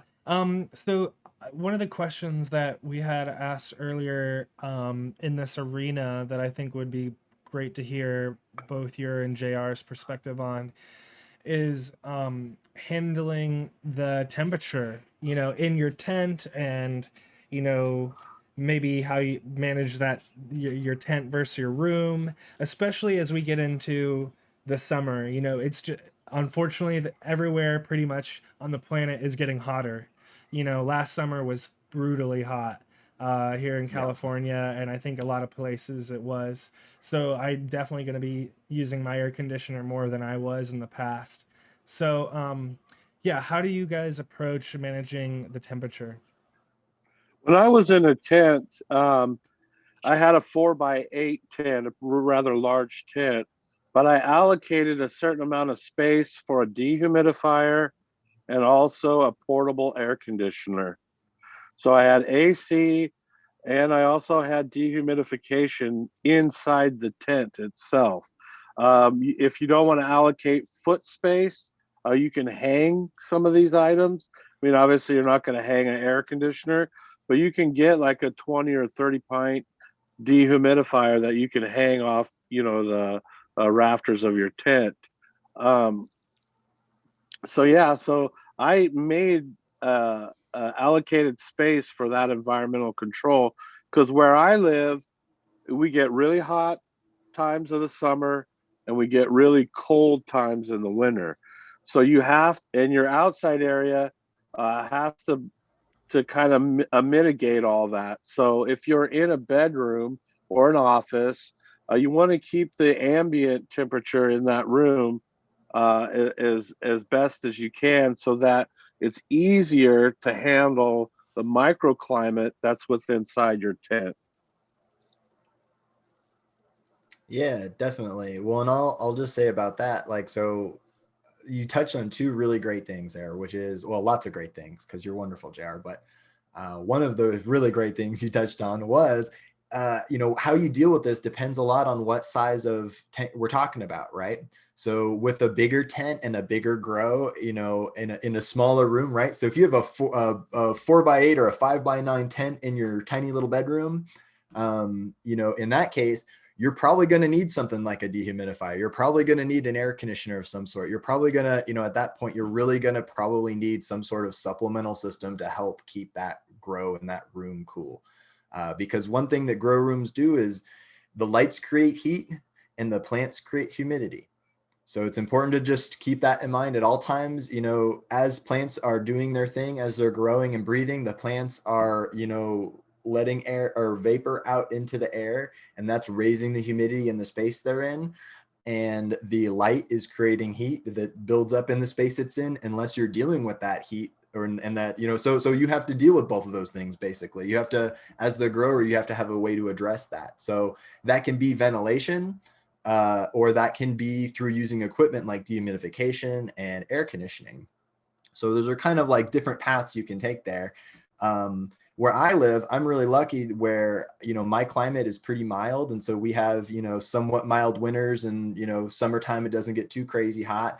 And my house is, I have central air conditioning and I have central heating. So what I do, and my strategy for the tents I have in my house, and this works better for smaller tents in particular, is, just rely on the climate control of your house to keep the room that the tent's in at a reasonable temperature. If you keep your house at a comfortable temperature for you to live there most of the year, and a comfortable humidity also, if you keep your humidity kind of in the average range of, between 40 and 60 somewhere, and if you keep your temperature between, 65 and 80, you should be able to adapt through ventilation to keep your grow within a somewhat reasonable temperature range. You might not have super precise control, but one thing that can really help is if you look kind of, let's see, right above my hat, you can see my AC Infinity fan controller, which is kind of a new development that's happened in the last few years. Is we have fans now that have smart controlling, and you can buy little external controllers for other types of fans too. But I particularly like these AC Infinity fans that have a built-in controller where you're able to dial in the conditions, and having that has made it so much easier for me to keep my tent dialed in. I keep my house at a reasonable temperature, and I program in kind of where I'd like the tent to be into the controller, and the controller does a pretty good job of keeping my grow, within a reasonable range, so my plants are somewhat happy. So, it's not as precise control as using a dehumidifier and an air conditioner to really dial things in, but it's a lot cheaper. And, if you have a smaller tent, that's probably the best way to go, especially if you can invest in one of those smart controllers to help control your fan and do your ventilation in a smart way, where your fans, turning on and off or changing its speed to help maintain the environment. That can be a huge advantage. So that's one of my biggest tips, is invest in something like that.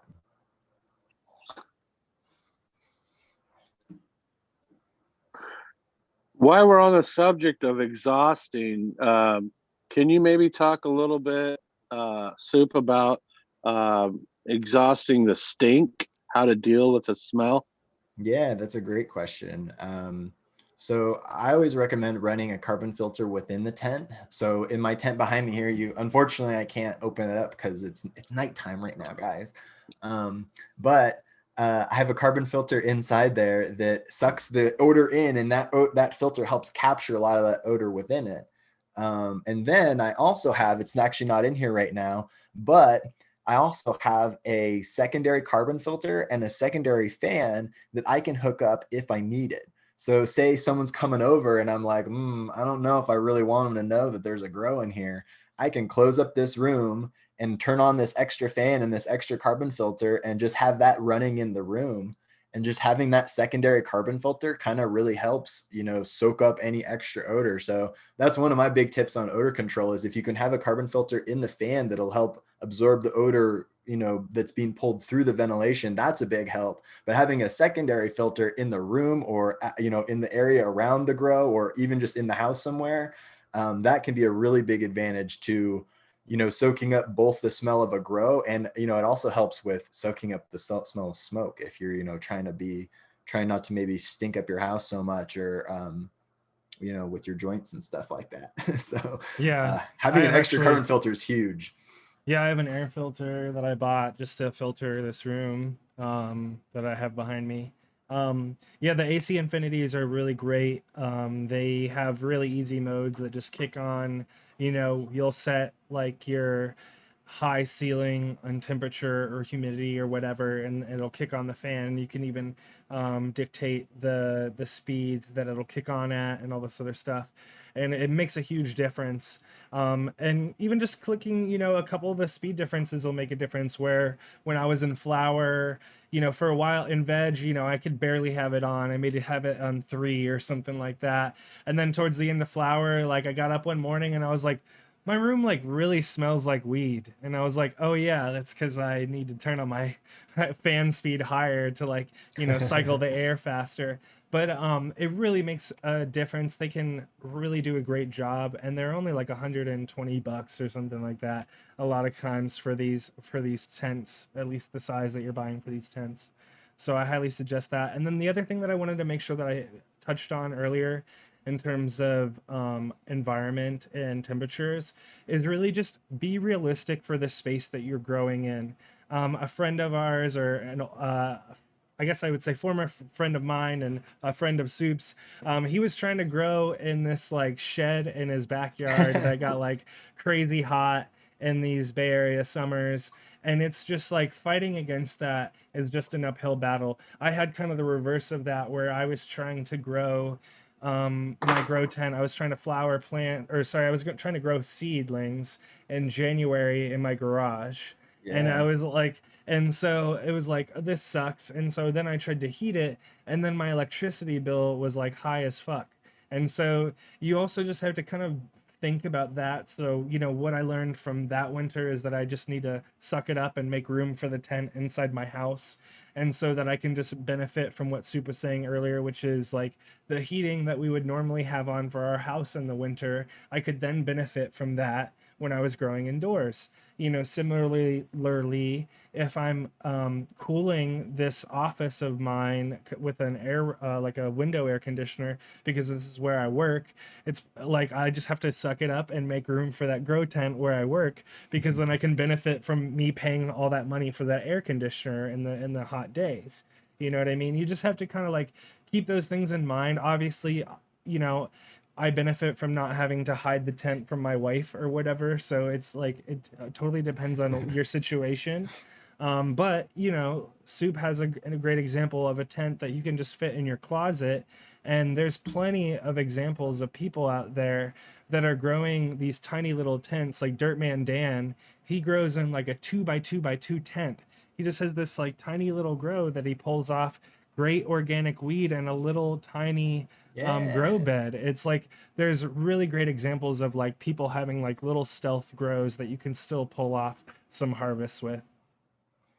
Yeah, for sure. Well, and you touched on a lot of really great things there. And I just want to say, like, as far as where you put your tent is so important, right? Like where you decide to put your setup and where you decide to set up your grow can be huge, right? And like we talked, you mentioned our friend who, we set up a grow, and unfortunately, the only place he had available to set up a grow was in like a metal shed out in the backyard that was in the sun all day. And it was a challenge from the beginning, just because that building was going to make it really, really tough to run a grow and keep the environment. During the winter, it was really cold out there. And then as soon as the weather started to get nice, the shed was in the sun all day and it got really hot in there.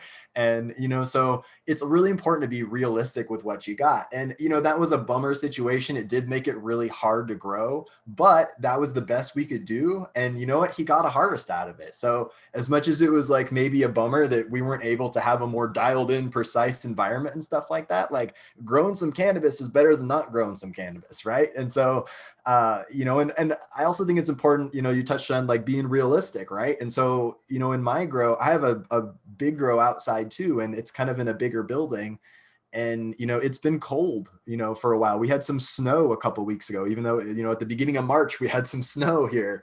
And, you know, I would love to have kept my grow room at 80 degrees, but it was like 30 degrees outside. I'm not gonna, that's crazy. I'm like, as much as I love my plants and as much as I love trying to like keep my environment dialed in, I'm not willing to, it's kind of unrealistic to think like, all right, yeah, I'm going to run my heater at full blast to try to get my grow, as dialed in as possible. And yeah, if you can do that, great. But, personally for me, I was like, yeah, I'm not willing to spend that much electricity and I'm not willing to like pay for all that, it's just not worth it. And so, Yeah. I kept my grow at a reasonable temperature. I think I was in like the mid 70s or the low 70s or something for a few days when it was really cold. But my plants, it was just like being outdoors. The plants had a cold day, they weren't real stressed and it wasn't a big deal. We were at optimal growth or whatever, but, they weren't stressed and, I still ended up getting a good harvest, so it wasn't a big, So yeah, I just think it's important to be realistic about your situation and do your best, to put your tent in the best place you can where you're going to have the most success and it's going to be the easiest to manage its environment. Like I said, it's real easy in my office because this is a small tent, doesn't create a ton of heat, doesn't create a whole lot of demand or problems on the air, system. And I keep this room at a reasonable temperature because this is where I work. So,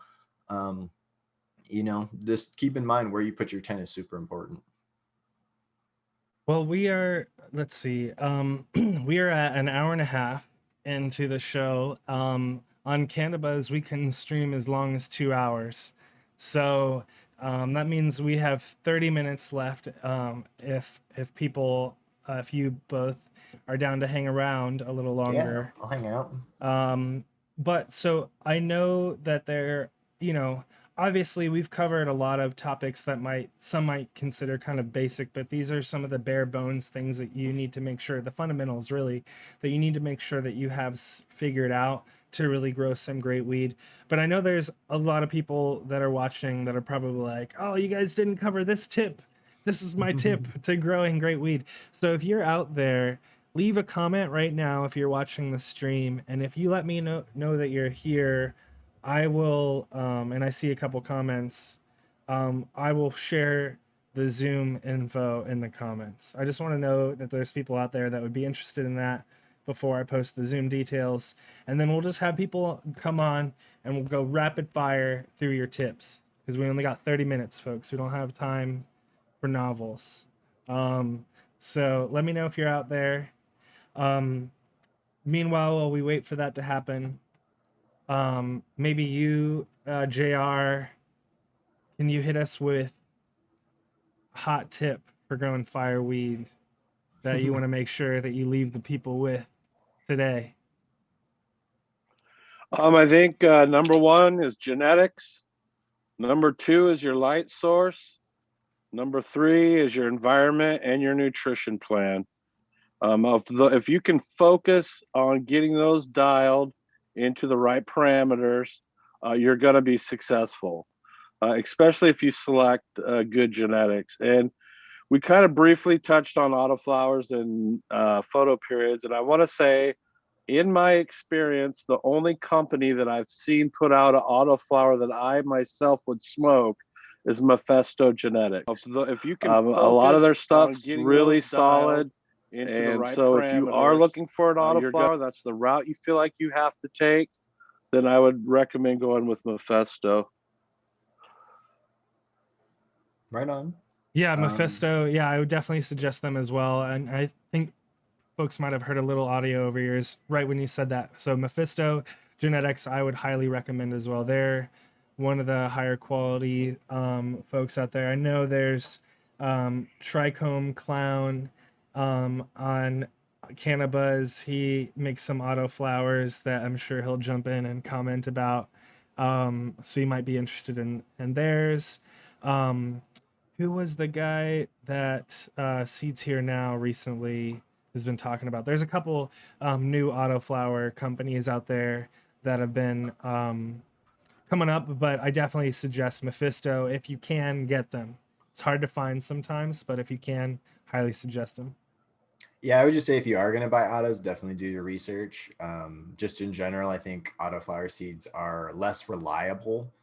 And that's not an insult. That's just that they haven't had as much time to perfect the breeding. It hasn't been as in development as long as, traditional seeds and stuff like that. So, that's just something to keep in mind. So do your research with whatever seed you buy. There are, I think, some good autoflower companies out there. I don't really grow a lot of autoflowers, but yeah, if you are going to grow those seeds, definitely just do your research. I think one of the things about autoflowers that makes it difficult is you're never going to find two autoflowers that are the same. They're all individual genetic expressions, and one might be good, but the other one might be crap, so you just never know what you're going to get. I've had autoflowers that grow 2.5 feet tall, and I've had autoflowers that grow 5 feet tall. I had an autoflower that didn't finish in over 120 days. I was 120 days in, and I still had to take it early. Yeah. So, I mean, like Sam said, there's not a lot of real good consistency yet. Or I think, Soup, you mentioned the fact that, this is still in the infancy of breeding. So autoflowers have a long way to go, in my opinion, before they're a viable option. Yeah, and it's such a big letdown, you know, because I had that happen with those Patch Adams seeds that were given I out remember free, that. and it was just like, this is not an autoflower. And so, Yeah. and that's I what's remember the kind of that. the shitty thing about like bad autoflower seeds is, like, if it turns out to be a photo period, it's just like a big letdown because you're just like waiting around for a plant that now you have to dictate the light schedule, and the whole plant, like the whole, you know, one of the points of an autoflower is that it flowers independently of its light schedule. So um anyway, so we just had Colton Bridge. He mentioned he wanted to join, so I dropped a Zoom link in a comment. So refresh your comments if you're watching and check for Colton Bridge's comment. He said, "I'd love to jump in if time permits." And so I put the Zoom link in there. So if you click on that, you should be able to join in off your phone or whatever you're on and join the Zoom. So we've got 25 minutes left. Soup, are there any other tips that you would like to give for Yeah, growing one thing fireweed? I wrote down is learn to clone. To me, learning to clone, if you want to like level up your grow to the next level, one thing I've always learned is that you'll never grow a plant perfectly the first time. So one thing I always like to do is every seedling I grow, I always try to take a clone, because that way I know, you know, I'll grow out that seedling and then I'll have a backup so I can try it again. You know, because to me, you're never going to be able to grow any strain perfectly on the first run. So, you know, having a backup clone of that, and so, you know, being able to take a second swing at it, right? You know, being able to go through, grow that plant all over again, learn from your mistakes the first time, get it more dialed in. You know, if you're trying to level up and, you know, get your grow to the next level, realize that you'll probably won't do that, you know, just growing a plant once. You know, if you really want to grow a plant to its premium, grow it to its full potential, keeping it around for a few cycles, growing it out a few times is really the way to kind of dial it in, learn what that plant likes, learn, you know, what works well and what doesn't work well with that particular plant. And learning to clone is the way to do that, right? So one of the best skills you can have in kind of your grower toolbox is, you know, learn to take your own clones, make your own clones, and you know, get good at it, because being able to make your own plants is amazing.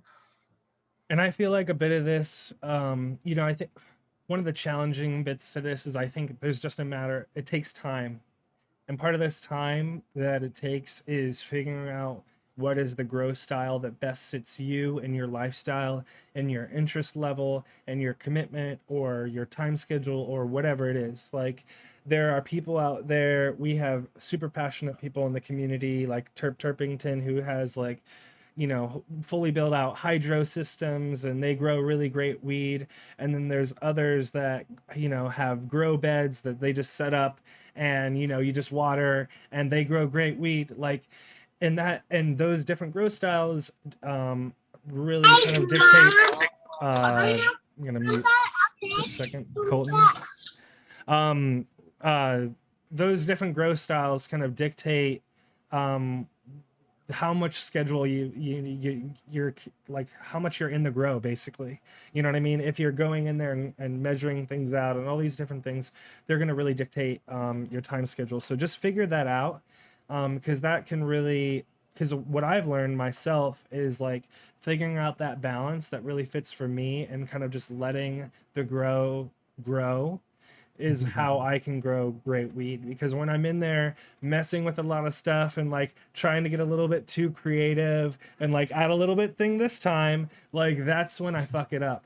Like if I just follow the path, you know, and like just kind of like settle in a groove, then And you can listen to the grow great plants. stuff, you know? Yeah, totally. Sorry, Colton, I muted you earlier because you had some background noise and whatnot, but I wanted to welcome you in if you want to join. Oh, there you are. And I'll you can unmute yourself. Yeah, sorry, I'm in the car. We're actually just finishing up running errands. Cool, man. Well, so what's your tip for success? Well, I didn't, you know, necessarily have as many tips. I had a couple more questions, and you know, I do have a few tips. I've run into some issues and some struggles along the way. I'm in my third run in my tent, and I also have a deep water culture grow box, and I've run into issues on both of those. So I'm still very much learning. But I had posted a question earlier, and I know that it could spark a topic of debate, but whether or not CO2, and you might have covered this. I might have, again, we've been running Oh errands, so I yeah, might have missed no, that it. was a great question. Yeah. But about the pros and cons to adding CO2 to a tent and whether that's beneficial. And then I also had a question about autoflowers, because I've never dug into autoflowers. So one thing that I don't know, and I've never seen anyone post it, is what kind of light cycle you run specifically for autoflowers, and whether you would include those in a veg area or in a flower area as well. Great questions. Thanks. I could take the question about time. In an autoflower, there is a debate whether you can run them 24 or not. Myself, I like an 18 and 6, so they do have some downtime. In that downtime, there's processes that happen in the root zone that don't happen necessarily when the lights are on. So giving them a little bit of a rest is definitely advantageous to their growth and probably to the quality itself. And then what was your other question? About autoflowers? Oh, CO2. CO2. Yeah. Oh, yeah. Yeah, the CO2 in the tent. Yeah. What do you think about that? Just because I had seen, people that are saying that, once you open the tent, all of your CO2 dissipates that you've built up. Then you've got to allow that CO2 level to build back up. And then you open the tent again the next morning and it goes back down. So maybe not necessarily whether or not it's beneficial. Well, I shouldn't say that. It should be beneficial to have it in there, but whether or not it's just efficient, right? Whether those spikes in your CO2 can trigger something like a harm or something like that, or cause any other issues with your plants. All right. I'll hit that a little bit. Yeah. In general, I don't recommend CO2 in tents most of the time. And usually that's not because it's a bad idea. It's more just because it's not necessarily a great investment. To me, if you're in a grow space, and if you're growing in tent, especially a small tent, you're probably getting enough CO2, or you're definitely getting enough CO2 just from it being indoors and being in an occupied space. Ambient CO2, the outdoor CO2 is enough for most plants. And being in a room with people or being in an occupied building, the CO2 is actually a lot higher than outdoor CO2, believe it or not. So even just being in a room with people will raise the CO2 up quite a bit. If you're in a bigger tent, or if you're in a larger tent, CO2 can start to make more sense, but you do have to keep in mind, where's your CO2 coming from and how much is that costing you? What's the trade? Are you using some sort of burner where you're making heat, or you're creating CO2? Are you using some sort of little mushroom bags you have to buy all the time and have to replace all the time? Are you, having to carry a tank to the grow store and back all the time to get it refilled and pay them for refills? What are your expenses to add the CO2? And, if it works out for you, in your budget and your plan and stuff like that, then you can make it work. The main thing to keep in mind though, is if you are ventilating heavily, right? Like if you're relying on a fan, like I am, where, if you look at my tent here, I don't know if you can see it's cold, but really my tent here, the air is being constantly pulled out of the tent. And so having CO2, supplemented inside the tent, a lot of that's just kind of gonna get sucked out of the tent. So it depends on how you have your tent set up. If you're running, I run a sealed room. I also have my tent, but I have, I was saying earlier, I have another grow, and in that grow, it's more of a sealed room where I'm using an air conditioner and a dehumidifier. And in that room, I've supplemented with CO2 because in there, it's like a sealed environment. And I know I'm not just leaking CO2 out, with my ventilation. So to me, it comes down kind of to economics. And for most people growing in like a small tent, I would say it's probably not worth it. You'll get great performance out of your grow without CO2. And it's especially important to remember that CO2 is one of those things where it only really starts to pay off in huge benefits when the rest of your grow is really dialed in. So if you've got your light on point, if you've got your nutrition figured out, if you're growing great genetics, if you're, doing a great job with the rest of your grow, and then that's the point to think about CO2, in my opinion. That's when you're like, all right, I'm got everything else dialed in. Now maybe I'll consider making another investment to take it up to that next level of, and for a lot of people, it's not worth it. Personally, I don't run CO2 in tents, but I think it's up to the grower. It just comes down to money, I think. I see people doing it online though. I see people in like 4x4 tents, I think, and kind of in those bigger tent spaces. I think people pull it off and they swear by it. So yeah, no, yeah. and I definitely don't hate on that, and I Yeah. think if people are having success with it, they should continue having success with it. For It's me, probably like a bigger tent is what I was trying to say though. Seems like. yeah, having a sealed environment really helps. I mean, that's to me the big thing. And another great thing I'll bring up here too, that our friend, the dude from the Dude Grow Show, always likes to say is know what your CO2 is.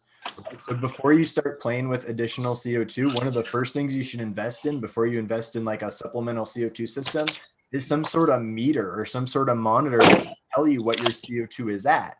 Because it could be that your CO2 is already nice and high and you don't really need it, right? If your grow's in an occupied area or in a basement with a water heater or something like that, you'll probably have a nice naturally high CO2. And so knowing what you're at, knowing what your ambient CO2 is at by getting some kind of meter is to me always the first step if you want to look into supplemental CO2. And now, Soup, how do you feel about negative and positive pressure inside the tent? Because if you vamp up your exit too much, it's going to suck the walls in and create negative pressure. But if you don't, it's going to create positive pressure. What are your feelings about that?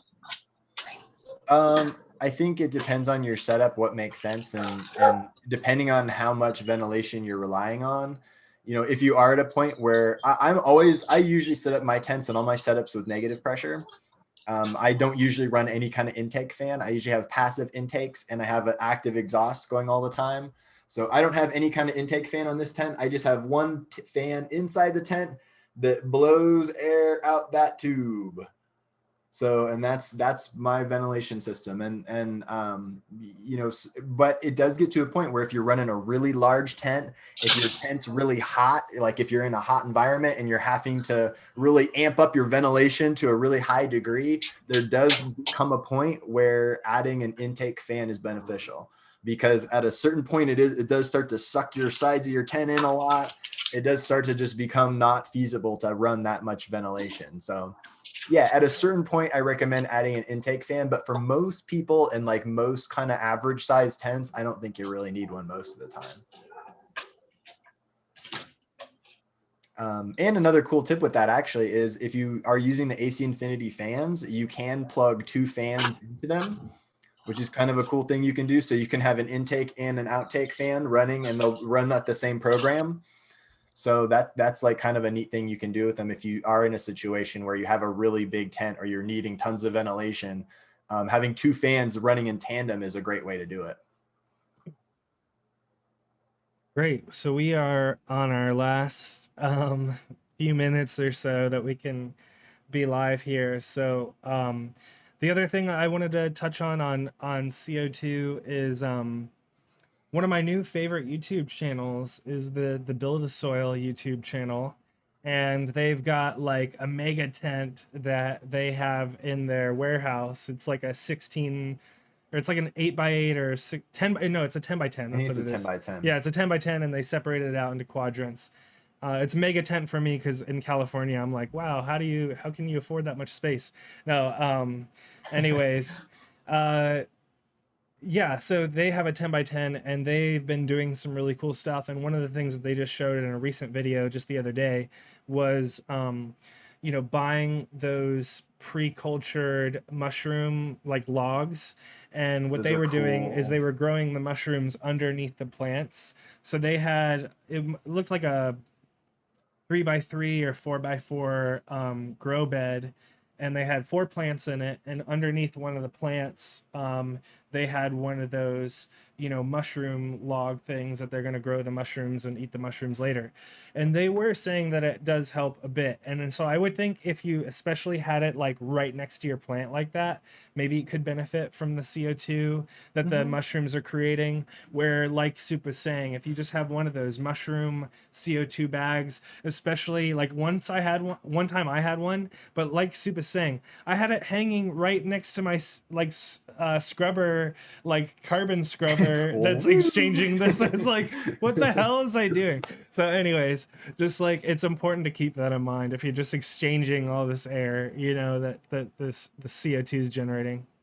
Yeah, supplemental CO2 can be awesome. Just be smart about it. That's my advice. Just if you're going to make the investment into it, if you're going to throw your cash into it, because that's what supplemental CO2 ends up being. You end up having to buy the bag, you end up having to fill up the tanks or buy the mushroom bags or, whatever, however you're doing it, you've got to spend your money to make that happen. So, don't waste your money is, my advice is if you're going to do it in a way where you're trying to get the most out of it. And those mushroom bags from Build a Soil look really cool. I'm going to have to check those out. I've been wanting to, try those actually for quite a while because they look pretty neat. Being able to buy like that big spent mushroom log or whatever, it's like 3 feet long or something. Oh yeah, totally. That looks cool, man. I'm into it. Yeah, I'm on board for that. They're always thinking of ways for me to give them more money, but they always it's always good shit.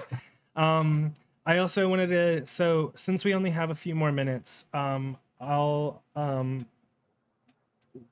touch a point that one of the commenters left, and then we're gonna have to close out the show. So Smokey the Bandit left a comment. They were trying to join the Zoom, I think, but for some reason they couldn't get in. But they said, take good notes. That's my advice. Take great notes. And I think that's a great point. What I like to do is get a calendar. Get a calendar and take notes on the days, like especially when you're first starting to grow, or maybe it's your first food grows or whatever. Take notes, because then you can, even just that, for me, the act of writing down stuff helps me remember stuff, but even just so you can look back later and really think about, like, maybe a week or two down the line, you're going to notice that your plants don't look that great. And so you could look back, like, what did I do a week or two ago that kind of set me off on this path? Just look at those sorts of things, and look, especially if you're feeding with synthetic nutrients, where there's a big difference between a 0.5 milliliter and 2 milliliters, right? It doesn't look like that much, but that makes a big difference when you're, mixing a 2-gallon water container or whatever, making sure that you're paying attention to these ratios and those recipes that we were talking about earlier with nutrients. Those things make a big difference. And so writing that stuff down, and things like a calendar or a notebook, there's great apps out there at this point. I was just looking at one the other day. I think it's like Grow With something. It's called Grow with Jane. Yeah, Grow with Jane. Grow with Jane. That's the one that I use that, and it's awesome. Yeah. It's free up to like 15 plants, and you can set up different environments.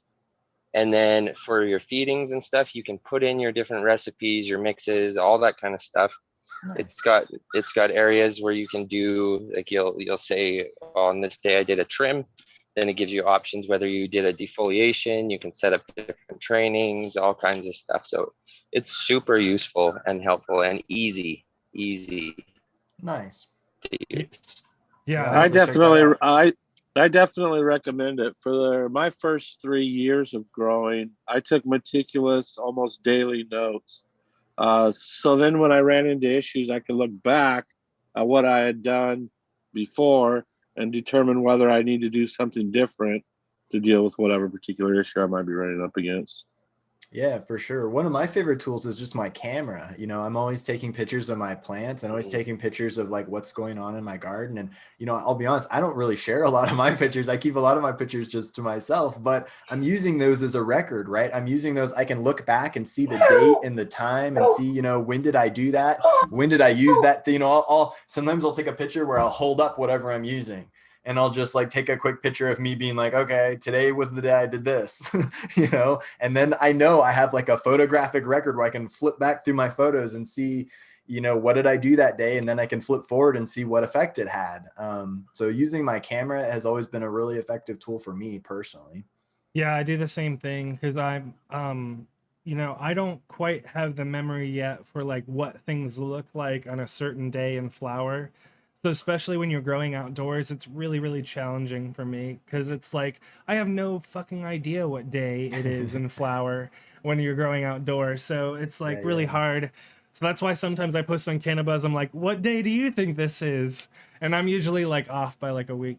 But Yeah, I didn't even mention being able to share your pictures, right? Being able to yeah, to take your picture to someone like somewhere like CannaBuzz or to the Do Grows website and show us your picture and get advice from it, right? Like that's yeah. such a huge tool too. Being able to, you know, if you have a problem, take a picture of it and being able to share it and say, "Hey guys, what's going on here? You know, help me figure this out." You know, that's such a powerful tool. All right. Well, that's it. We are running out of time here on CannaBuzz. This is one of the longest streams that we've done in a while. So I appreciate everyone for joining us. Thanks, Colton, for joining us recently. Thank you. Thanks, man.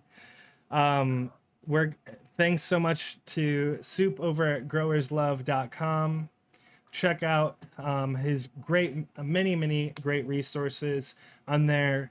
Definitely highly suggest it. And he Yeah, if shoots you're you off in looking a to bunch of start a different. grow, if you're looking to start a grow or you need help with a grow or you know you're looking to get into growing for the first time, I would love to help you. You know, that's what I do. So growerslove.com, you can hit me up through the contact page, you can get right to me, or I'm at growerslove on CannaBuzz or you know on your various social media places. Get in touch with me. I would love to help you start a grow. And thanks to JR Token for joining us as well. Thank you so much, man. Yeah, thanks for having me. I really appreciate it. I think we really knocked out some great information today. I think we served our community well. And I just want to give a thanks to our community. I appreciate you all. And I can't wait to hang out. Growers love. Yeah, thank you to everyone who's sending questions and everything too. Thank you. Yeah, thanks for everyone that left questions. Congrats to the winner, Matt. He's already been in touch with me via DM, so I'll send him Yeah, out those he's seeds. excited. Yeah, he and then again, please consider supporting CannaBuzz if you'd like a hat, a shirt, or whatever. I also have a sticker pre-order pack. It says on our website, just go to shop.cannabuzz.app. Pick up something, and then there's an option to add a tip. Throw some extra money in there if you can afford it. We could definitely use it right now to pay the tax man and all that other stuff that comes with being a business. So thanks so much, everyone. I hope you have a great rest of your afternoon, great weekend, and we'll see you again soon. Peace.